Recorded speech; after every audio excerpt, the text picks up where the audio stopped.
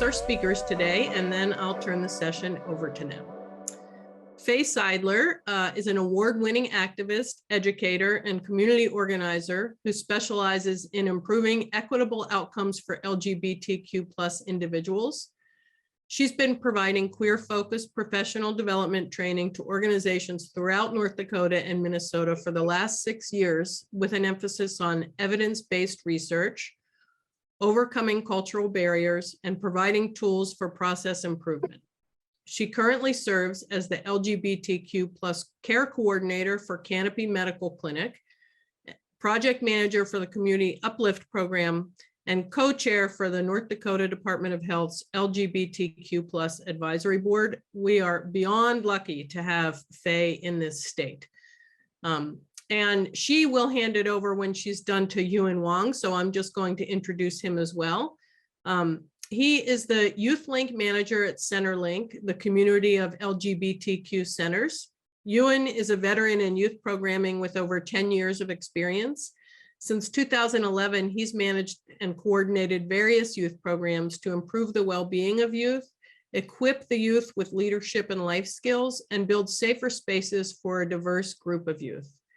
He's especially interested in listening and responding to the needs of queer and trans immigrant youth of color and bridging the gap between the youth and their parents, families, and culture. And with that, I will turn it over to Faye. All right, thank you so much for the introduction. I am going to get my screen shared so we can get into that presentation I have prepared. All right, let us get this. And if someone wants to give me a verbal confirmation that you see what I see. Yep, fantastic. So we're going to be going over the North Dakota LGBTQ+ School Climate Report.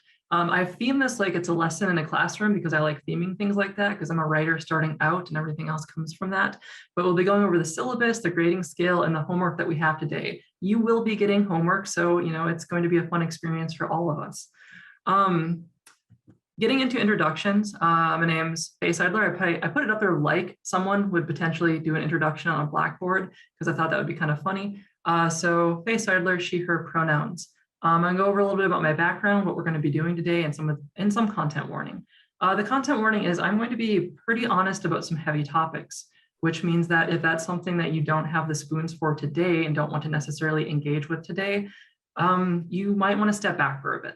If it's something that you're okay with, this is a space that you're okay with sharing in, it's going to be potentially vulnerable, then just know that that's going to be coming as we talk about some of the negative outcomes youth experience.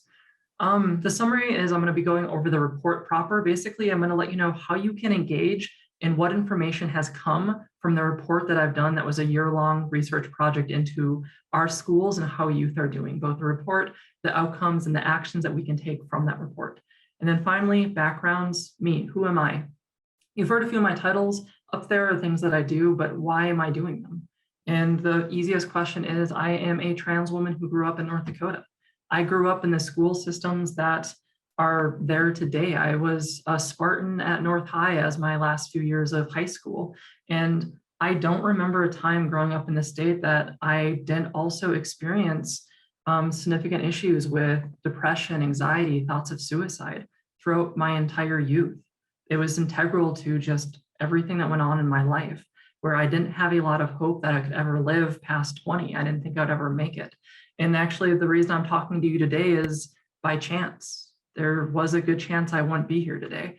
And I don't want other kids to ever have to have a chance that they're not going to be here in 5 years or 10 years. I want to do everything I possibly can to make sure that they have a lot more hope than I did.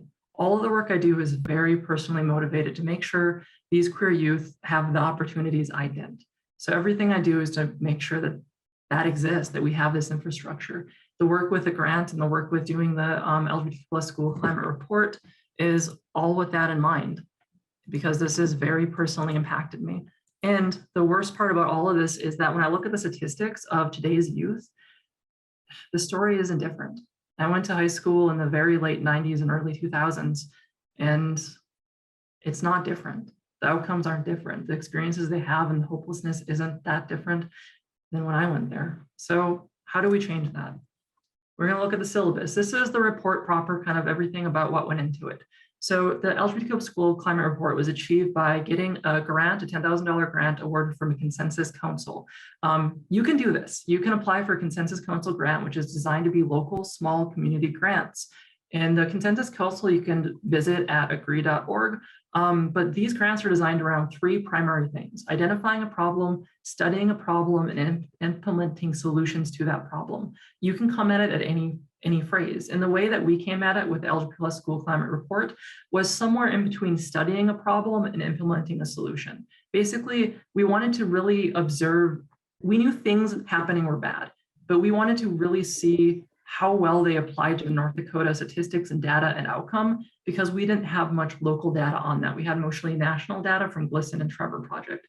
So we were kind of looking at ways to implement those data sets and those recommendations for policies into local policy at North Dakota. So that's what we did. We wrote a grant, we got it approved, and we went through a project to research that exact thing. If you want to do similar work in terms of implementing solutions from based on the suggestions of the grant that we've done, you can do that in your community. This is a way to fund that. This is a way to create leadership and opportunity at the local level.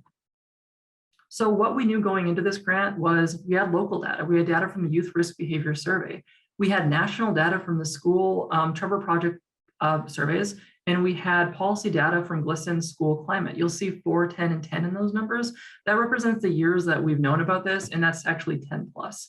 I have a little picture here, which I believe is Daniel Radcliffe. I'm 90% sure, but I can actually get a confirmation for who is in that picture. But this was in 2011. That is as long as and longer that Trevor Project has been doing this work. And everything that we're talking about today in terms of these youth outcomes, it's not new. It's not a surprise if you've ever looked at the research that these organizations have done for more than a decade. Like, they were doing this work when I was going to school and we never talked about it. So I really want you to understand that as we talk about this data, and you may look at it and think, oh, we now have answers. We always did. That isn't the problem. The problem is other things that we're going to be talking about. So that's what we knew. We knew all these outcomes were really bad based on some of this local policy and national data. What didn't we know? What did we want to bring into this space? We didn't know what district policy data was actually like in North Dakota. North Dakota is a local control state, meaning every district can adopt its own policies, more or less. And no one keeps track of those policies at all, which means that any individual school can have very progressive or regressive policies, and we don't know unless we actually particularly call them or find out. You would have to call something like 199 school districts to figure this out. That would take you about 6 months. Those aren't estimates, that's data. Why we don't know this, and that's kind of why I just explained, is that we don't keep track of this anywhere. Our North Dakota DPI doesn't, our Department of Public Instruction, our North Dakota School Board Association, our NDCEL, any organization you know of in North Dakota that manages any kind of K-12 education system, they're not keeping track of this. You could have a school that has really inclusive trans policy or it doesn't, you're not going to know. There's no way to access this easily. The report that we tried to do is to make sure this information was accessible. That was the whole point of doing this report. So what is our methodology for this? We designed a survey based on 12 questions that we could tie to this national policy data and national data outcomes, both with Trevor Project and with our GLSEN. And we use that to compare to our local outcome data with our Youth Risk Behavior Survey. So we designed these 12 questions that we could tie to national policy to explain local outcomes. The way that we try to get this data from schools was we would attempt to contact the superintendent, the business manager, the principals, as many as there were in a school, and the counselors, as many as there were in a school. We would spend 4 weeks attempting to communicate these to these individuals, first by phone, the superintendent, then by email. And then we would do that once a week for 4 weeks. If we failed to contact them, we'd move down to the next person, meaning every school district we attempted to contact for 4 months by giving them emails, by asking them questions, by being transparent about our project, by letting them know, hey, we tried to reach out to the superintendent, they didn't respond to us. Hey, we tried to reach out to the superintendent and business manager, they didn't respond to us. And we would go down and basically create a footprint of how we try to communicate to these schools. So we spent a very long time trying to get these schools to respond to us about this data, and a lot of them didn't. So what we got from that is 2 data sets here. Well, the same data set reflected differently. To your right is what you're going to see as a map. That represents every school district that responded to us when we did this survey based on school district data. which means that we actually got a pretty diverse geography, pretty diverse geography information about this data set that we have, which is interesting to me because before I plugged this into this map, I only had numbers. I had district numbers and I didn't have location. And I was expecting maybe east side of North Dakota might have been more likely to respond, but there actually wasn't consistency really. Like it was just communities all across the state that were responding. And you will notice that some of these rural communities just have a much larger net for individuals they're capturing since they're not cities necessarily, they're dozens of small towns. But as you can see, there is a pretty diverse range of responses with our geography of responses. It only, however, represents 20% of the total school districts. And we asked them those 12 questions related to staff training, district policy, school resources, and specifically transgender student integration. So we have questions like, do you offer GSAs? Do you offer training? Do you have anti-bullying policies that specifically mention gender identity or sexual orientation? Do you allow trans students to use the locker rooms, bathrooms? We ask all of these questions and we tied all of these questions to outcome data by the research. So basically we knew going in that what impact this data has. So of the 199 school districts that we reached out to, I think like 38 got back to us, which represents about 20% of the total school districts. So not a lot of the school districts got back to us, obviously. However, it is pretty indicative of probably where we are as a state. I think I'm pretty confident in saying that it is likely as good as what we've gotten here or worse. So if you look at this, you can look at the data and see, well, in North Dakota, does a school district have policy explicitly giving protections? This is question 2 here, around sexual orientation and gender identity within anti-harassment discrimination policies. We know that 63.2% of our schools do, and 36.8% don't. We know that most of our schools don't offer GSAs as co-curricular activities, which may take a little bit to explain what those are, but basically GSAs are very difficult and not present in most of our school districts based on this data. We're not integrating LGBT+ topics within this classroom pretty much at all. And all of these questions tie into data points that are significant for outcomes. And this is just a closer look at that map. All the school districts that responded to us. I was hoping for more individuals to reach out to me after this survey after this climate report was done, so I could actually add to this map afterwards. But as of September, when we released this data set, or early October, when we released our climate report, no school district has actually reached out to me, and I hope that they would, but they have not yet. Why? Can I just jump in? Dan asked a question, and I think he's reading the map right, that you didn't receive any responses from the Bismarck area, which is surprising to me too. And if you have any sense of like why that is, what's up with that is how. Oh, fantastic. So that's my next point. Why is participation so low? And I identified a number of reasons for this, and COVID is the biggest reason in general. And not just because COVID's happening as a pandemic and is impacting our schools on a lot of infrastructural levels, but because schools are getting absolutely hounded by parents and reporters trying to figure out what's going on, what the policy is, criticizing it. They're getting absolutely bombarded with all of this, that when I tried to reach out to them about this project, they were just hanging up. Like it wasn't because I was doing a necessarily LGBTQ+ project. It was just because they were so busy and there were so many individuals really aggressively attacking schools. So that was a huge barrier that I didn't expect when I wrote the grant and started doing it. But I really want to say that that was probably the biggest reason for not getting responses.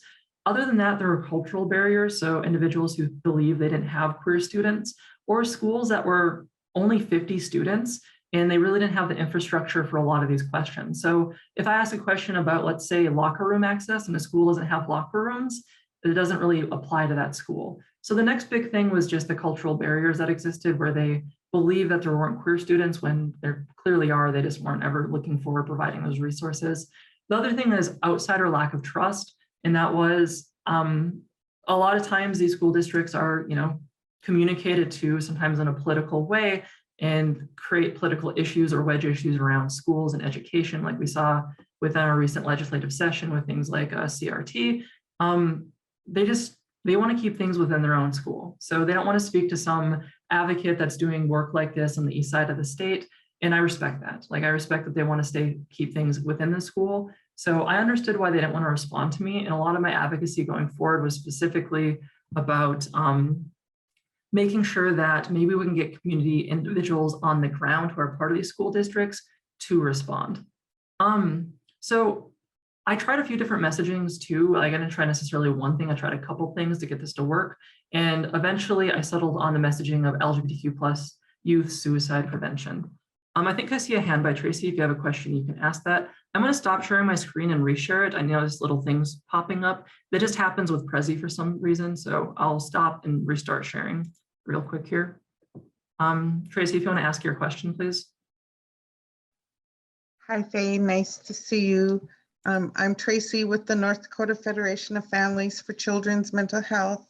And I noticed on your map, there wasn't any participation in any of the 5 reservations in North Dakota. Is that correct?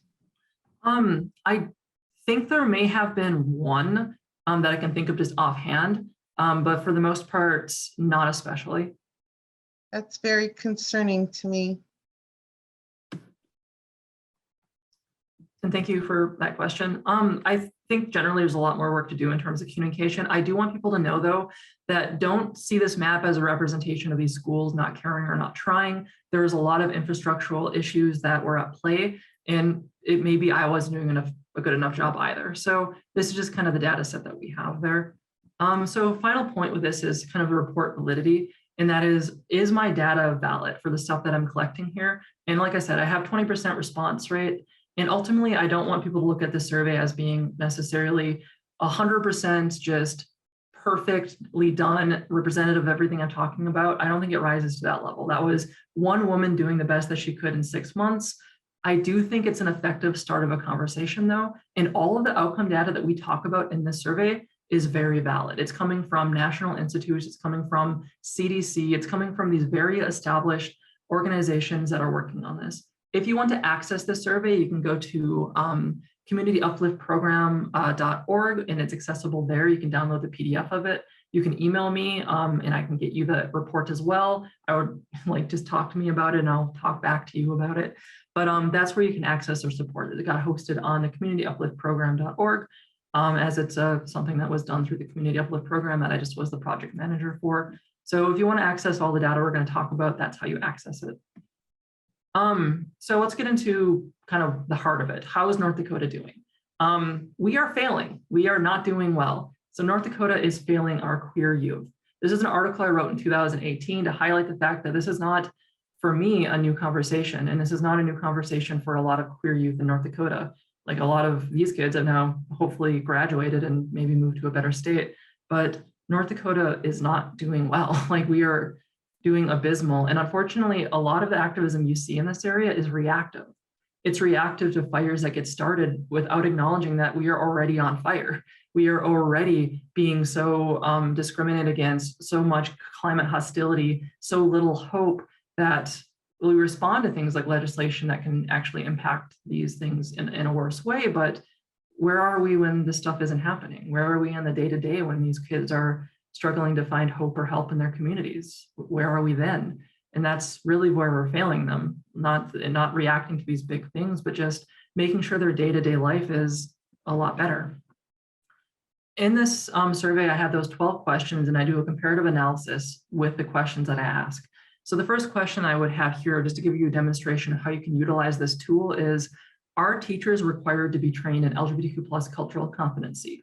And of the schools I asked, 13.2% said that they were, meaning that 86.8% of schools currently don't have any LGBTQ plus cultural competency being required to be trained, which means most schools don't have this at all. A lot of research shows that if it's not offered or required by the school districts, it's very, very unlikely professionals are actually going to have access to this training.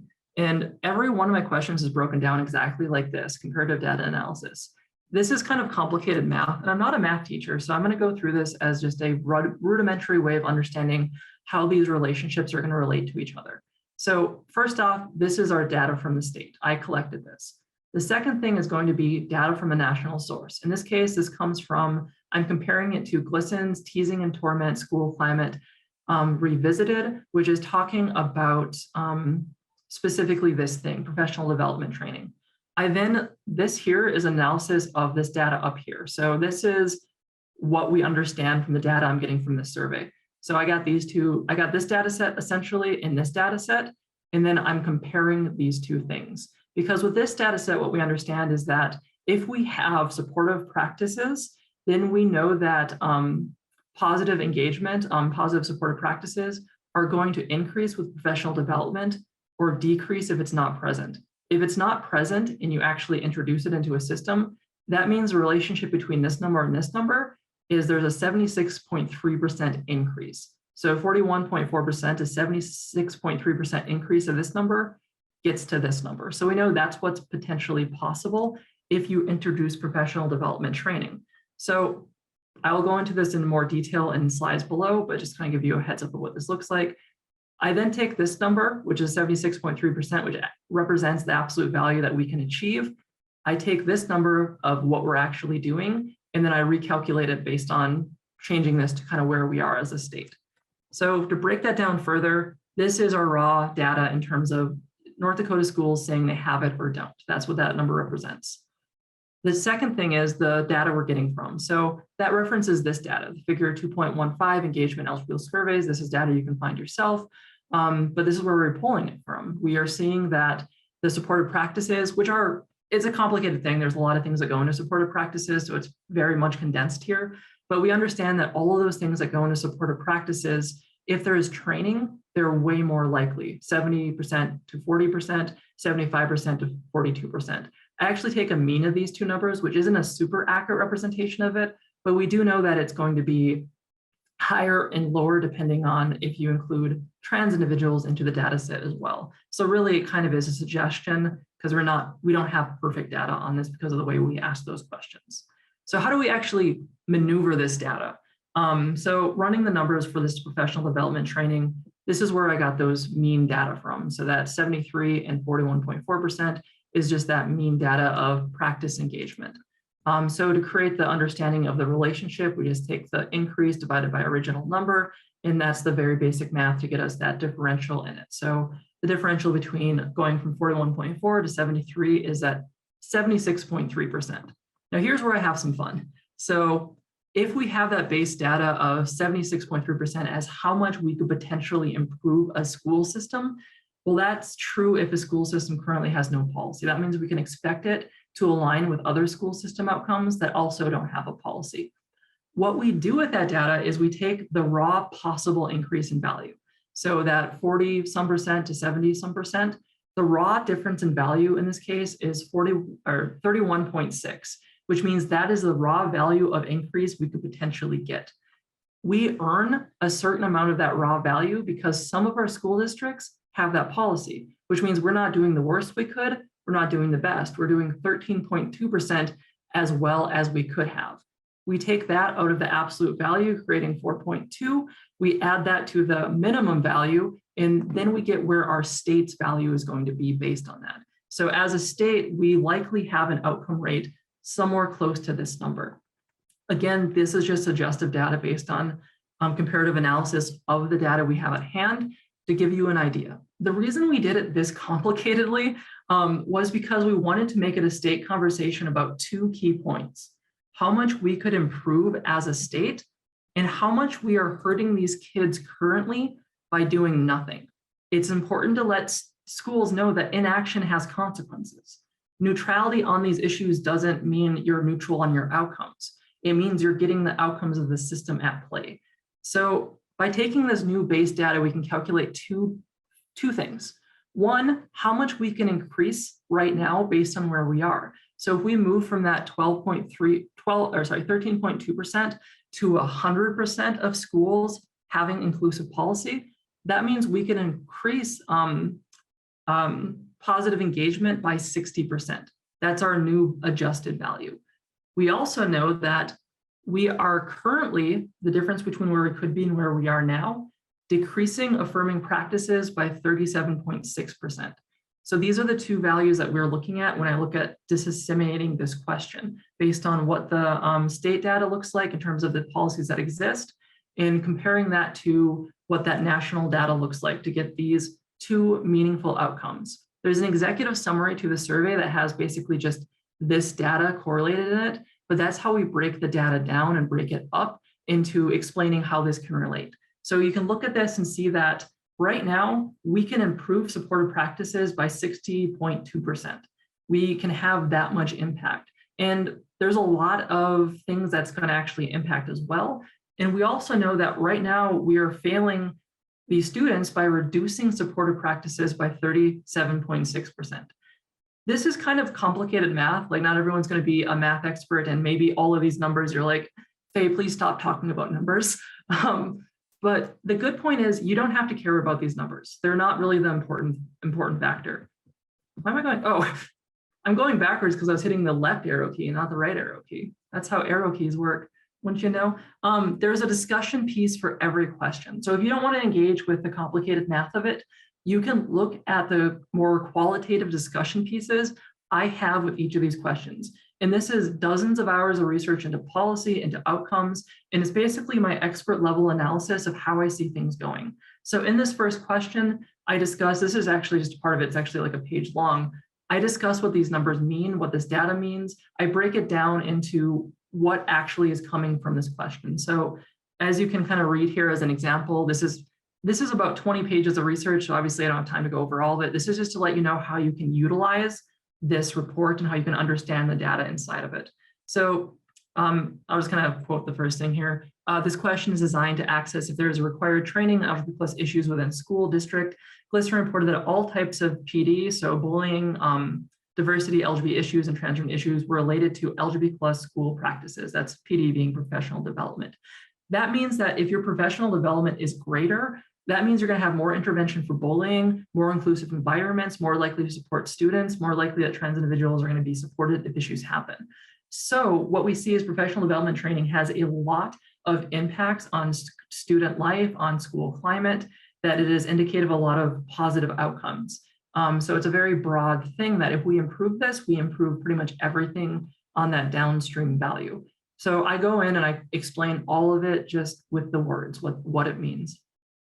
One thing to keep in mind as you go through these questions is that while we have statistical indications of these things, just because a school doesn't necessarily have a policy a policy on transgender individuals within bathrooms doesn't mean that the school is transphobic necessarily. Like, the school could allow trans students to use whatever bathroom or locker room makes sense, but just not have an official policy on it.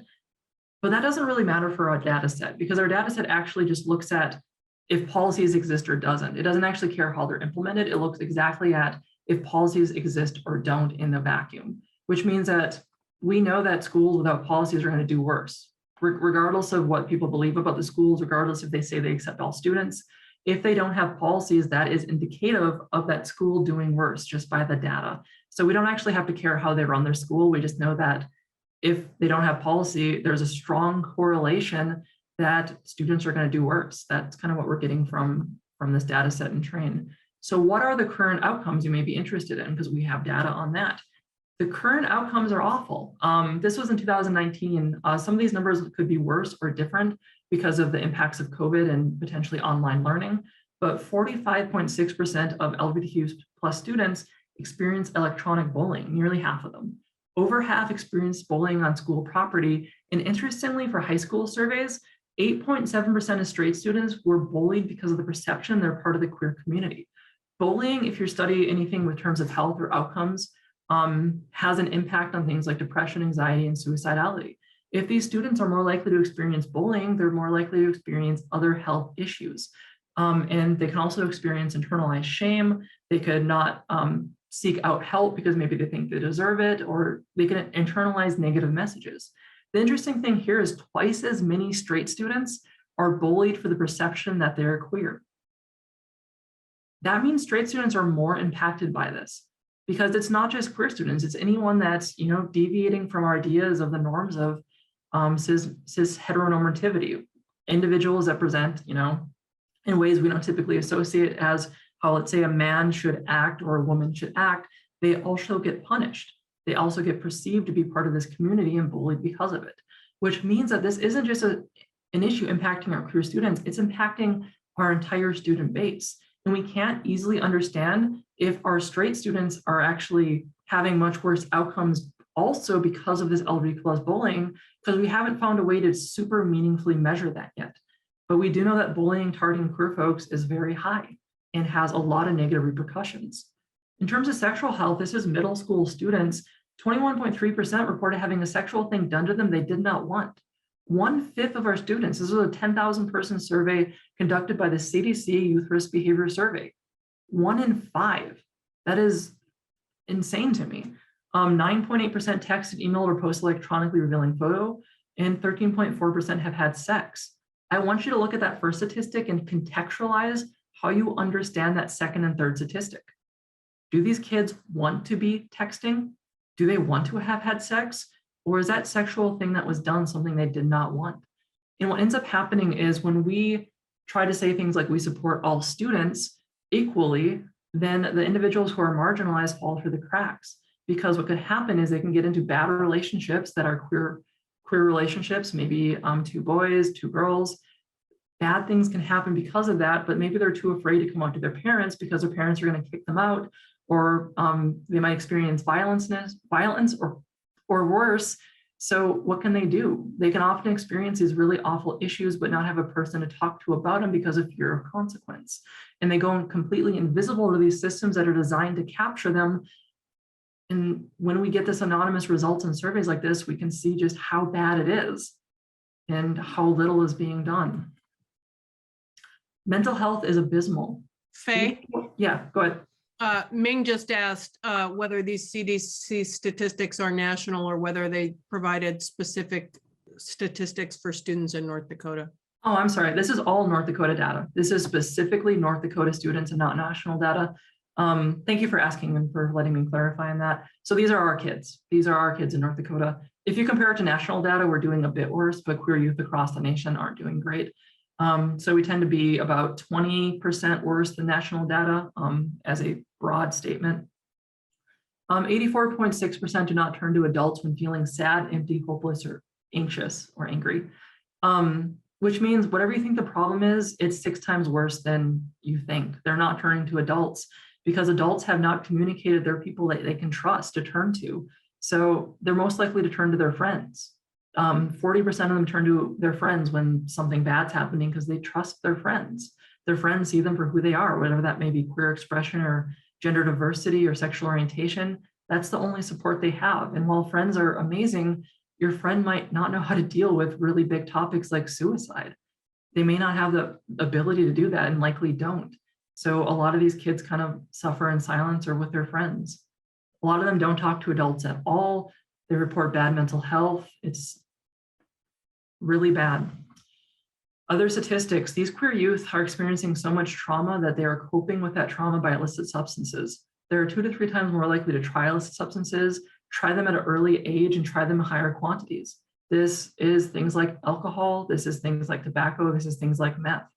Every illicit substance they're more likely to try because they're coping with all of this trauma that they don't know how to get help from.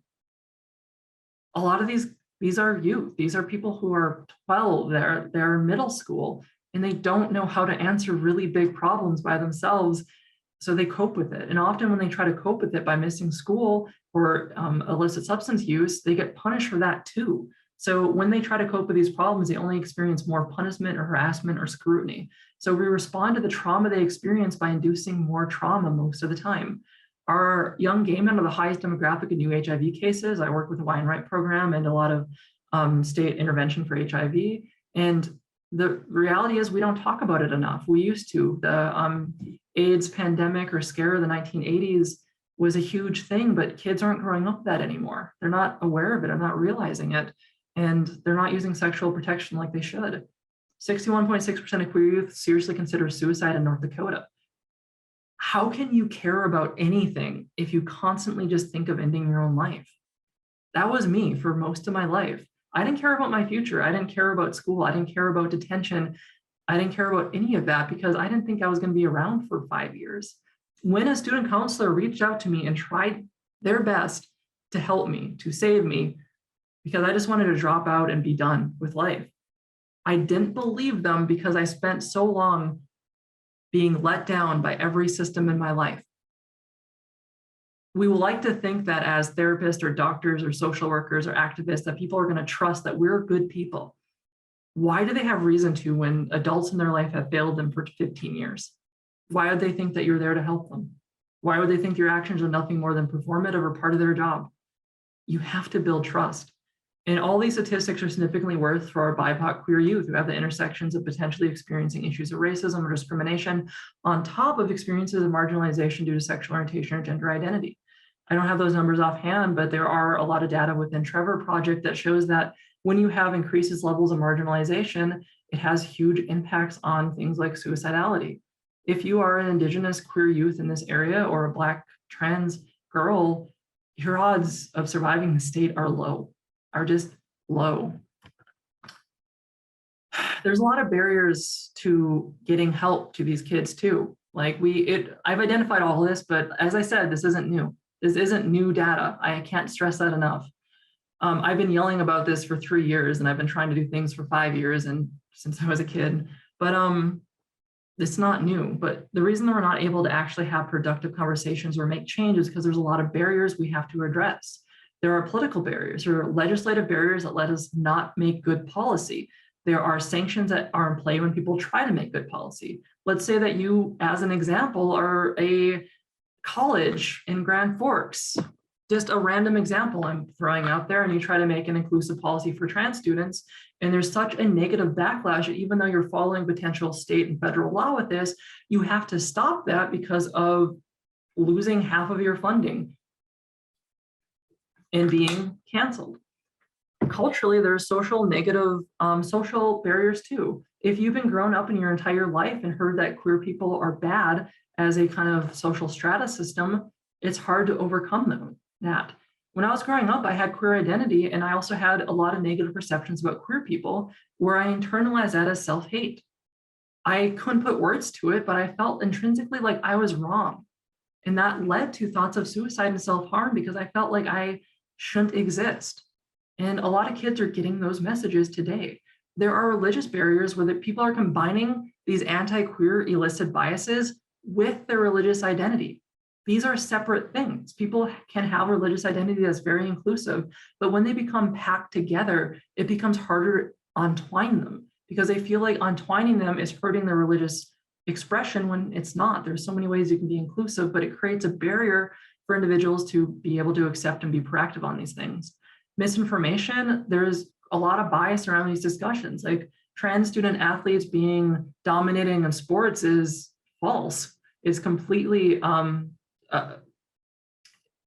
it's not coming from sports policy. It's not coming from research. It's not coming from expert testimony within NCAA or the Olympics or what we understand. It's coming from people just having conversations with a layman's understanding of it. And that creates this perception that trans athletes have an advantage when they do not. That misinformation creates a barrier. And then financial is sometimes schools want to do this, but they don't have any funding for it. Like it'd be great to have teachers get trained on stuff, but that's funding, that's time. We have so many other things on our plate that we just can't do it. Schools are stressed to the point that teachers are quitting over a lot of different issues. There's not funding for these schools. So all of these go together to make it so we just can't do anything most of the time. California actually passed a bill that was something like $3.5 million of funding to get training to their schools for the LGBTQ plus school cultural competency because they needed to do things like that. So these are all real barriers you have to contend with. So how can the support be effective based on all that? I gave you an idea of how to read through it. I gave you an idea of the ways to understand the data, but how do we make that data effective? The first thing to know is that this report has zero effect as a home. What does that mean? This report is not protecting anyone by itself. It does nothing. It is paper and information. You can't look at this report and think it's a solution and think it's going to do a big thing when it's not. We've had this data for 10 years and longer. This data is not new. We need people to care. The way this report can be effective is as a tool to start conversations, in your community, to start conversations with community leaders, to start conversations with school districts. That is how this report can be effective. It can be easy to look at a report like this and think we have answers, now we can do proactive things. We've had answers. I've been talking about the answer since 2018. That's not the problem. The problem is we need conversations. We need dialogues. We need decentralized leadership where individuals across the state are standing up and helping their community. I think I talk about this later, but queer youth don't need me talking about this. Like, as a trans woman who's a leader in the state, I mean, hopefully that's doing something, but they need people in their life. They need their friends, their family, their parents to just let them be who they are. Using their support to facilitate those conversations, that's where it's effective. All the data can be useful, but it's only as effective as the conversations you're going to have because of it. So what does this report do? This is the homework piece of it. It tells you how to get better outcomes. This is, let's say, 5 years of research for me. This report wasn't just I started from zero. I've been working on this for as long as I can remember. I've been an activist because I want this to happen. I want kids to have hope. I want kids to have support and resources. So how do you achieve better outcomes? Professional development training. There's a lot of opportunities for this, local and national, that you can get to come into your schools. Some of them are very discounted rates because they get grant funding to do it. GLSEN has their own training programs that you can actually get on. So if you go into this report, there is detailed sections of all of these things. There is professional development training for ND-K-12 schools. There's comprehensive anti-bullying harassment model policies. They don't have to sit down and create their own policies. National organizations have spent years researching this, looking at federal, state policy and law. And I think some of the conferences are actually talking about things like that in terms of legal protections. We have them.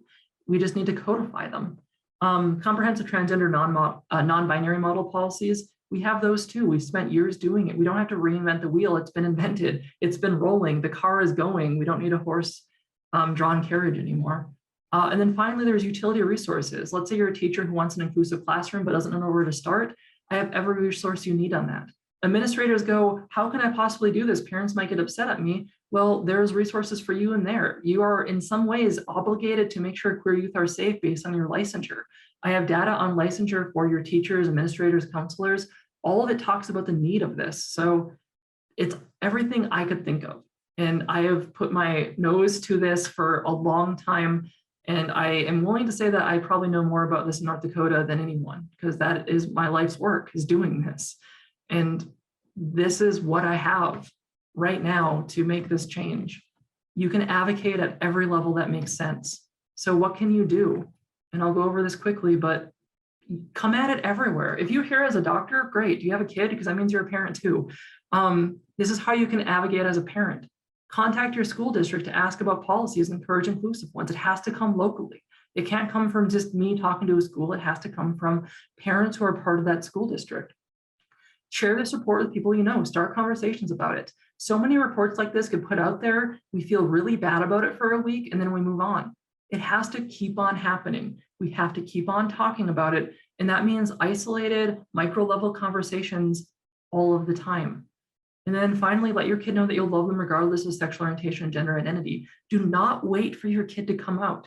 It is so scary and vulnerable to have to tell your parent you may be gay or trans because you don't know how they're going to react.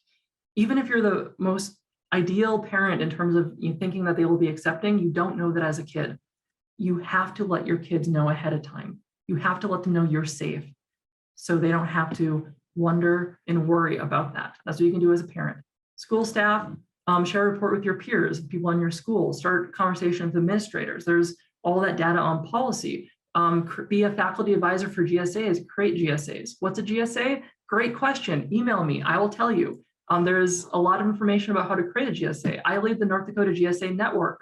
I can get you in touch with all the other GSA leaders I know, and we can work to create better GSAs. Healthcare and social work. Share a report within peer networks. This is not just a K-12 problem. These students, because of this discrimination, are experiencing homelessness. Because they're experiencing homelessness, they're experiencing sexual abuse and trafficking. This all is an intersectional problem where, because of all of this lack of infrastructure, because they're getting failed at so many levels, they are vulnerable to so many different negative outcomes. So don't just think, oh, we need to make schools better. That is one part of so many things. We need to make sure parents have better resources, better support, better child care opportunities. We need to make sure that schools have better infrastructure to deal with individuals who might be gender diverse, to make sure that we have proactive policies in that. We need to make sure that pediatricians are asking about gender identity and sexual orientation, because if they're not, that's an entire demographic of information, risk, and outcome we're not asking about that have so many healthcare determinants that's being missed. Every stage you need to ask yourself, are queer individuals being well served by this? So if you're not involved in K-12 as a parent or teacher or administrator, but you are in healthcare or homelessness, this is on your plate too.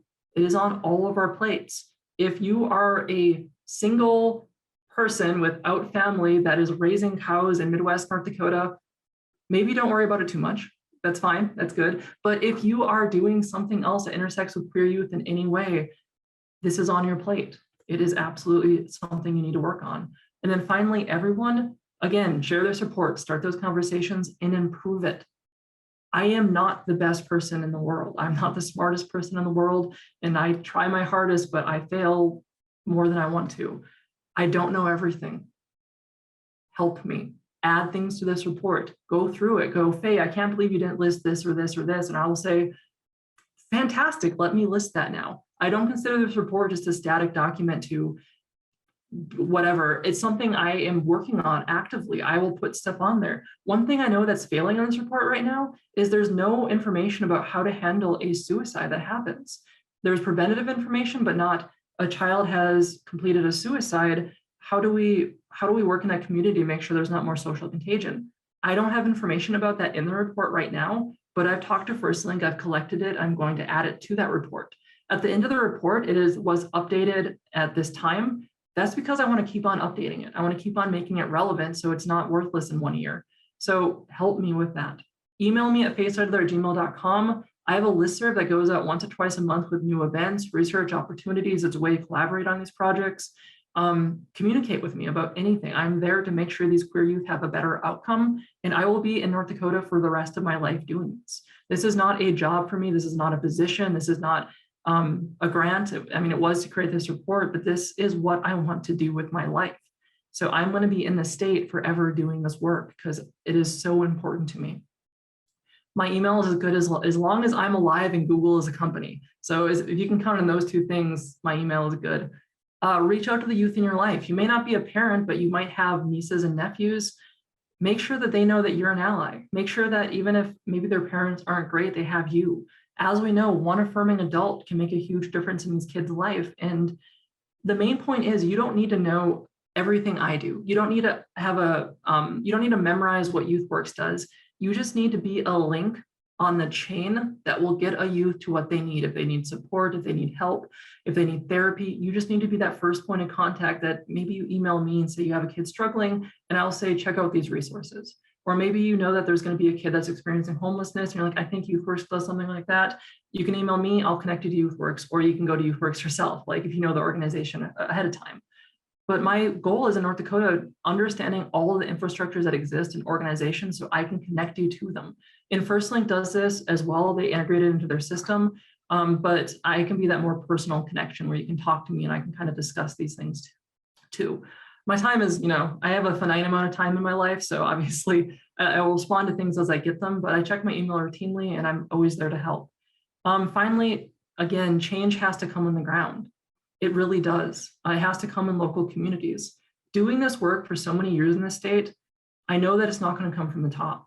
And if you could get things to come from the top, it is so much time, work, and investment that kids aren't seeing today. They need to see stuff today. They need to see the adults in their life loudly talking about how queer rights are human rights, how trans people are valid. They need people in their life to be saying these things, not larger than life figures out in the world, which can help, but those personal connections and friendship too. Like that's one of the biggest resiliencies is making sure they connect with other queer kids, make sure that they can have that camaraderie and resiliency. There's a lot of ways to engage with this. The main point is you need to do something. That could be anything, but it has to be something. We all get really busy, and this conference, you might forget it a year from now. I actually have a report of what we discussed during our last year's conference, and I can bring that up and talk about what we continue to follow up on, and it's not a lot of stuff. We need to be intentionally proactive. So what I'm asking you right now my ask to you, and if you're watching the recording, I'm talking to you from the past to tell you to do this, is jot 5 minutes down. Maybe that's at 10 p.m. tonight. Maybe that's this weekend in the morning. Just promise me you'll spend 5 minutes to do something. And don't think about, I'll do something. Yeah, sure. Jot it down, make an appointment to yourself and do something. You could reshare this report on social media. I have that link, I can get it to you. You can send me an email to be part of the listserv. These don't have to be grand actions, and it's not grand actions that's going to make change. It's a lot of little actions adding together. Talk to your kids about accepting them, email your principals, start a conversation with queer organizations. There's a lot of different ways to get involved. You don't have to follow my list here, but just do something. One of these things. Emailing me could take you 2 minutes, and that's all I ask, is just do one thing. Do you need help? So I've talked about this, but my primary role in North Dakota, I've set myself up as an anchor in terms of I'm connecting with all the resources. I make it my job to talk to every organization I can, make sure I know what they're doing. I'm far from perfect from this, but I do my best.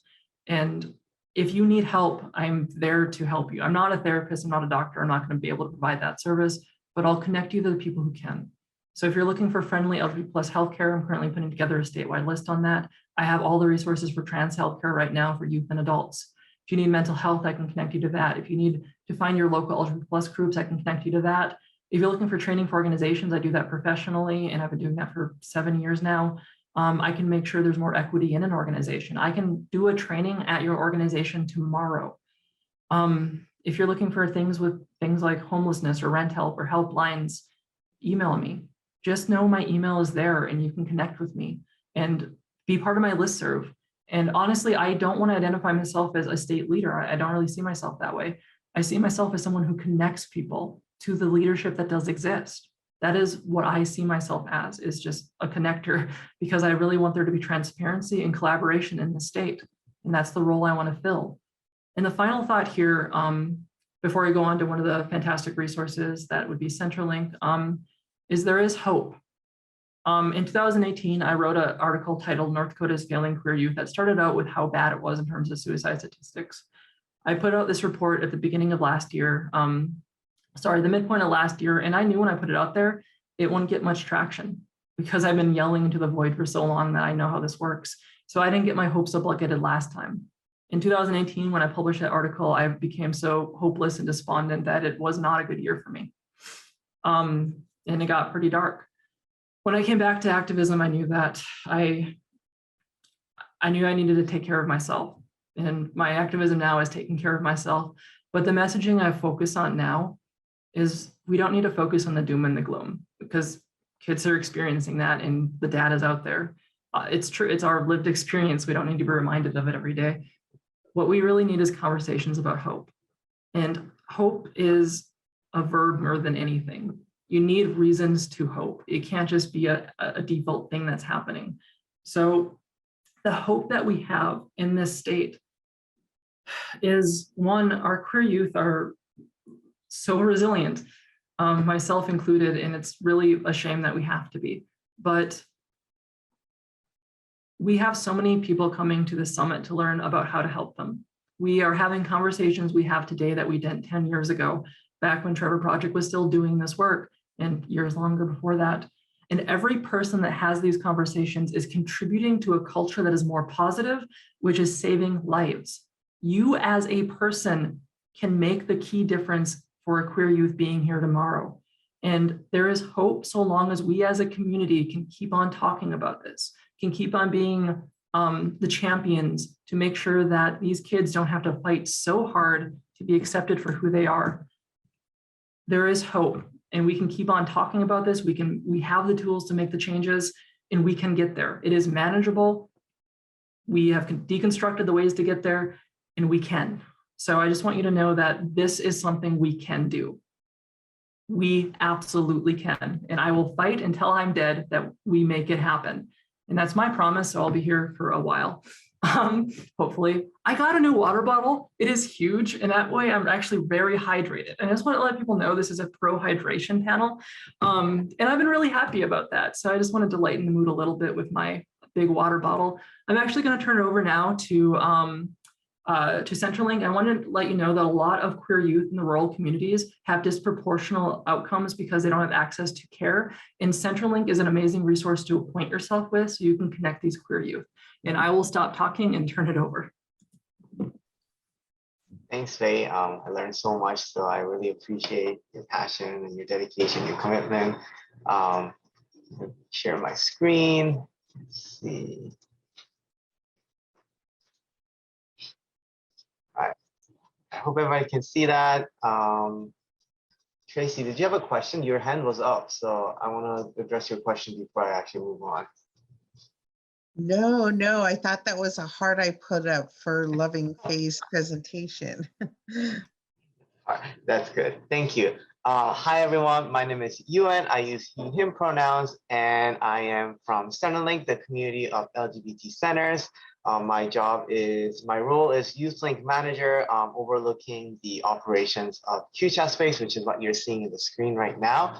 I'm going to delve more into QChat Space first, and then provide a little bit more information about CenterLink, which is more towards if folks are involved as staff in a local LGBT centers. It's more of a membership-based coalition of different LGBTQ centers across the world, really. But we'll delve into QChat Space first. So QChat Space, you can type this address when in another browser that you have. We have the English QChat Space website, the qchatspace.org. Or if you put /ESV, that is our Spanish site where everything is translated. So QChat Space is an initiative of CenterLink. It is technically our youth program that is developed and founded by Deborah Levine, who is the YouthLink director. And what is QChat Space? It is a live chat support groups that has absolutely no video or audio. So it's very different from, I don't know, let's say Discord or Zoom based, where folks are not really forced to show their face or reveal their audio. We all chat in the pre-scheduled chat times. We're not run 24/7. So if you actually are in our website and if you click on the join an upcoming group at the top, you can see that our chats are going on in a very set scheduled times, like Mondays at 3 p.m. and then another at 5 p.m. It just repeats every week. Our target audience is LGBTQ+ and questioning teenagers. So we're looking at 13 to 19 years old. And all of our groups are facilitated by trained staff and volunteers from our member LGBTQ youth centers across the United States. So QChat Space is really designed to be support groups for LGBTQ teens who can't access in-person groups due to myriad of reasons, such as they live in such a remote area with no LGBTQ centers nearby, or the center is just too far away and there is no public transportation, or their parents or guardians are not willing to drive them because they're not supportive or any other reasons. They might not be, the youth might not be out to their family, so they can't ask them to drive them, et cetera, et cetera. Sorry about that. I thought I muted my phone. All right. And our groups are very similar to in-person groups. That means we start with our group guidelines. Everybody has to agree with the group guidelines. We do the introduction where we share our names, our pronouns. We play a little bit of an icebreaker.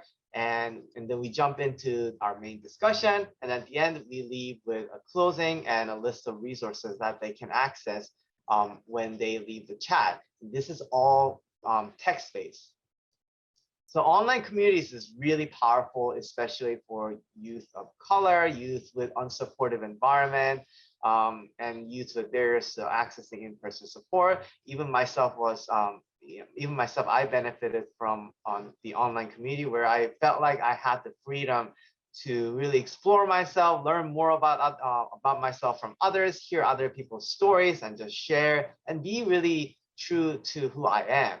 And through QChat Space, youth can receive support that is really not limited by physical boundaries.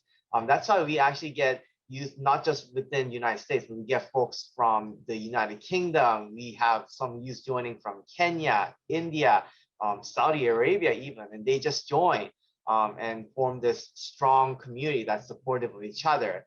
And there is a big focus on, I can never pronounce this word, anonymity, that ensures safety and can also help with youth identity exploration and process of finding who they are, especially when they're trying to find different names and trying different pronouns. It's a safe place where they can actually explore and try those different things.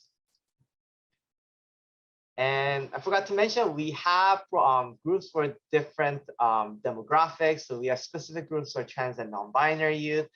We have Spanish chats on Mondays. We have dedicated weekly groups for youth of color on Tuesdays. And then some sprinkles of groups for bi and pan youth and ace and aro youth. And then the topics can vary. If you can check out on our website, we just uploaded our February chats. The topics can vary greatly from queer TikTok and some like really casual topics and birthday celebrations to more in-depth discussion about our identity, such as dysphoria, coming out, how to come out to your parents or families or your friends. And a lot of these topics are a direct request from our youth setters. So our facilitators work really hard to reflect what the youth want to our upcoming chats. So I want to talk about a little bit of our safety features because I think it's important to know what you're getting into if you want to refer the youth to join our chats. So anonymous, we have a big focus on anonymity. Again, having a hard time pronouncing that word. Youth can be anonymous, as much as anonymous within the chat space. Our intake form, which is called the first time user form, is optional. And even in that intake, they only need to provide their email address, birthday, state, province, and country. And this intake information is not visible to any of the youth or even our adult facilitators. Only myself and Deborah as admins can see their information. And even the facilitators and other youth can only see their usernames. Everyone must agree to group agreements for every chat, and that becomes kind of like our base rules for if someone is trying to be a troll or anything or disrespectful, we use that group agreement to either mute them or block them or remove them from the chat. We always have 2 facilitators in every chat. That way, if someone needs more one-on-one support, they can take that to the direct message while the main conversation is going on. And most importantly, youth cannot direct message each other. This is a big focus on our safety. Only the facilitators can direct message youth. So we literally block that communication between the youth to ensure that safety. So here are our current chat facilitator. Again, these are our member centers ranging from the Pacific Coast to the East Coast. And we're actually looking to onboard a bit more this year. And our national partners are PFLAG National and Planned Parenthood Federation of America with CenterLink.